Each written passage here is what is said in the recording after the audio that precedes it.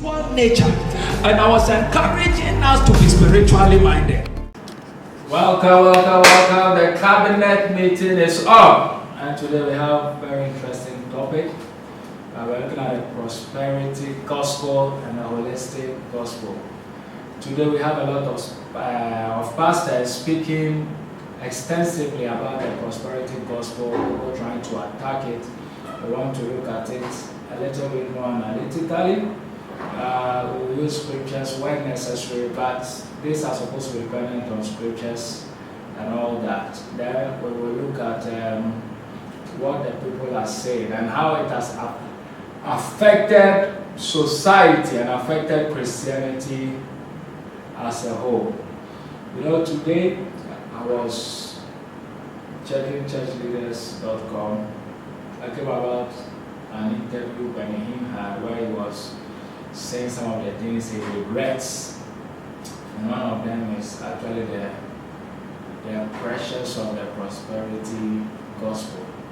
But some people were arguing that even though he's saying that he is sorry for preaching a prosperity gospel, this is Benny Hinn.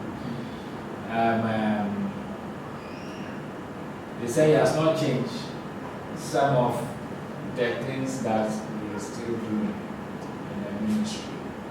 I didn't have time to check the entire interview, but this topic has become very important in our time, especially when we look at how it has impacted us and even the young people. So I'm here again with yours truly, Phil, and we are going to weigh in on this topic.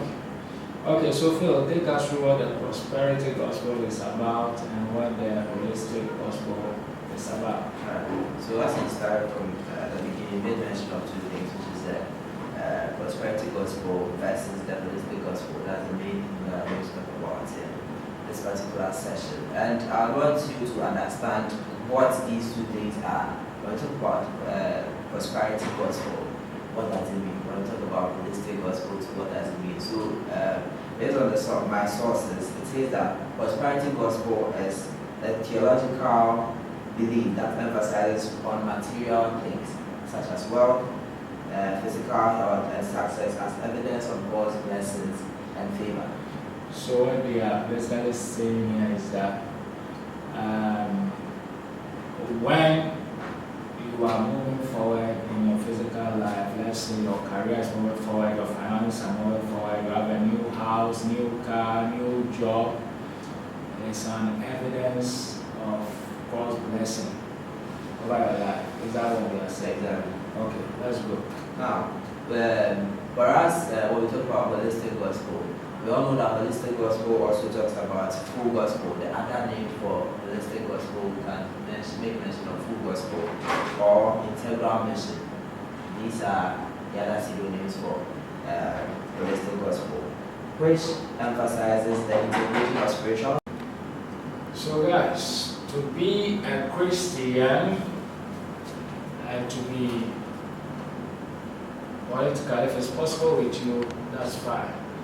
But what you must avoid, which is very difficult to do, is the corruption that comes with being a political leader and having a political ideology. But we all have that. But to be under the impression that to have a political agenda, idea, to engage, to help people in society is wrong, is a bad mindset. And Christians must be willing to step up to support each other, to support whatever happens in their community. I don't know how your church or yourself are playing a role in your community and helping and people's perspective of some of the things you do. Church in particular, we are not really into politics like that.